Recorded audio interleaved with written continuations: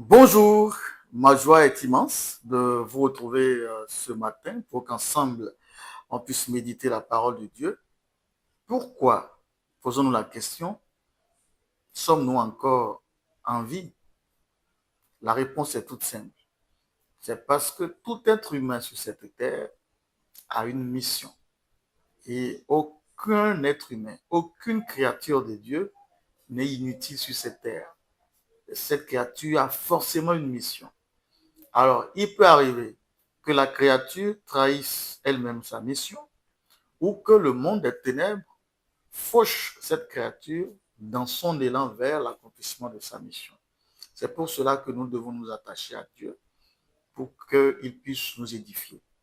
Certains n'ont pas pu entrer dans l'année 2025, d'autres n'ont pas pu traverser le mois de janvier. Et vous et moi, ce matin, on se retrouve dans le mois de février, déjà dans le deuxième jour. C'est une grâce, c'est une miséricorde. Pour cela, ensemble, baissons la tête pour prier le Seigneur. Père, trois fois saint, nous vous disons merci. Merci pour ce nouveau jour que vous nous avez accordé. Beaucoup n'ont pas eu cette chance, cette grâce, cette miséricorde. Père, nous vous disons merci. Recevez toutes nos reconnaissances, toutes nos gratitudes pour nous avoir préservés du mal, pour nous avoir protégés.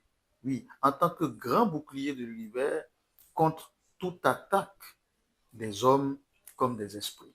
Seigneur, merci. Nous venons ce matin méditer votre parole. Nous ne sommes que des instruments. Seigneur, utilisez-nous. Nous ne sommes que des œuvres de votre main. Seigneur, utilisez-nous pour vos objectifs. Utilisez-nous pour votre ministère. C'est au nom de Jésus que nous avons prié. Amen. Alors, la fois dernière, nous avons entamé le chapitre, non, l'étude numéro 3, qui est intitulée La foi, la fidélité et la fécondité. Et on a entamé avec le premier chapitre qui est la foi requise pour marcher avec Dieu. Aujourd'hui, nous allons poursuivre avec le chapitre numéro 2, qui est la fidélité dans la vie et le service.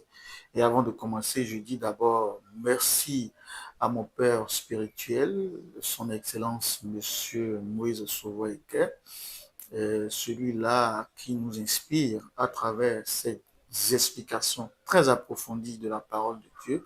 Et je vous l'avais dit, le livret-ci, c'est un livret entièrement conçu par l'Église de Dieu pour la rédemption complète, dont il est le principal au Bénin. Et c'est de ce livret que nous allons nous inspirer pour partager ensemble la parole de Dieu. Alors, nous allons démarrer le deuxième chapitre très rapidement. La fidélité dans la vie et le service. Luc 19, versets 12 à 17. 1 Corinthiens 4, versets 1 à 27. Hébreux 3, versets 1 à 2, verset 5. 2 Chroniques 34, versets 10 à 12. La fidélité est le fait d'être fidèle, inébranlable, digne de confiance, sincèrement engagé envers quelqu'un, un objectif ou quelque chose. La fidélité est l'un des attributs de Dieu. Il est fidèle à l'accomplissement de toutes ses promesses. Dieu, bien évidemment. Psaume 36, verset 5. Chronique 12, verset 13. Deutéronome 7, verset 9. Hébreux 6, verset 17 à 18. Jésus-Christ, le Fils de Dieu, est un exemple parfait de fidélité. Il a fait preuve de fidélité pendant son séjour sur terre. Hébreux 3, verset 1 à 2, 2, verset 17, 10, verset 23.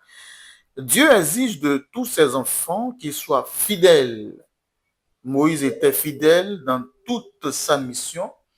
On peut avoir la précision dans Nombre 12, verset 17. Paul, Timothée et la majorité des premiers disciples du Christ étaient des hommes et des femmes fidèles. Il n'est pas étonnant qu'ils aient eu beaucoup de succès dans la marche avec Dieu et dans l'évangélisation pour gagner des âmes. Tous les croyants en Christ sont tenus d'être fidèles dans tous les domaines de la vie et du ministère, dans le mariage, Et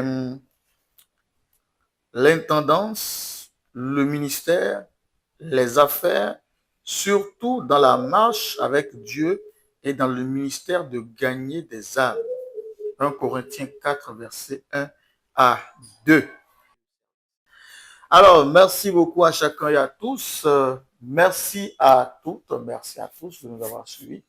On se donne rendez-vous dimanche prochain. Que le Seigneur nous garde, nous protège et que l'amour, la paix, l'espérance nous enveloppe. À bientôt.